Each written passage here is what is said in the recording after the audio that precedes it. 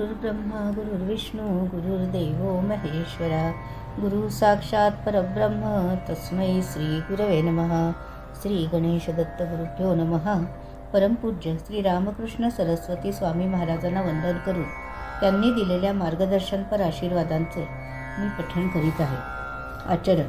हिंदू धर्मामध्ये आचाराला फार महत्त्व दिलेले आहे। आचार, विचार व उच्चार हे सर्व एक दुसऱ्यांवर अवलंबून आहेत। माणसाचे विचार जसे असतील त्याप्रमाणे त्याचे वागणे असेल। या विश्वामध्ये सुष्ट शक्ती व दुष्ट शक्ती दोन्ही वास करून आहेत। दोन्हींचा संघर्ष नेहमीच चालू असतो। सुष्ट शक्ती ही विधायक शक्ती आहे, तर दुष्ट शक्ती ही विनाशक शक्ती आहे। मनुष्य वाईट कृत्य करण्यास फार लवकर प्रवृत्त होतो, कारण त्यात तात्काळ फायदा दिसत असतो। मनुष्याचा एकदा तोल गेला म्हणजे दुष्ट शक्ती त्या मनुष्यावर ताबा घेते। त्याची सारासार विचार करण्याची क्षमता कमी होते। दुष्ट शक्तीने ताबा घेतल्यावर त्याला योग्य निर्णय घेता येत नाही। या लोकांच्या जीवनात, व्यवहारात प्रगती होत नाही। त्यांना योग्य वेळी निर्णय घेता येत नाही। त्यांच्या खाण्यापिण्यात ताळमेळ राहत नाही व निषिद्ध खाणे आवडते, त्यामुळे त्यांचा विकार बळावतो।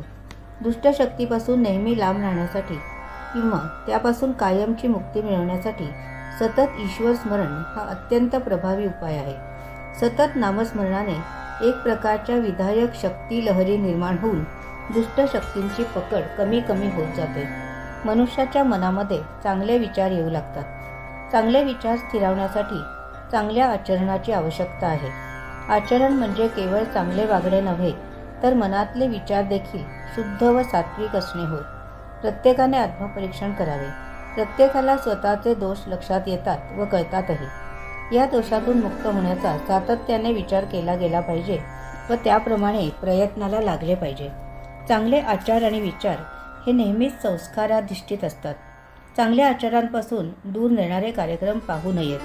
पुस्तकांचे वाचन करताना धार्मिक पुस्तकांचे वाचन करणे केव्हाही चांगले। जर मित्रांपैकी कोणी देवाविरुद्ध बोलत असेल तर ते आपण ऐकून घेऊ नये।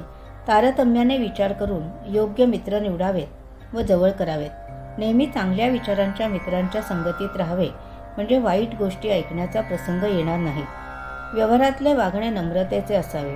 शुद्ध व सात्विक आहार असल्यास मनात देखील शुद्ध व सात्विक विचार येतात। आपल्या वागण्यात बदल होण्यासाठी संतांचा सहवास महत्त्वाचा व उपयुक्त असतो।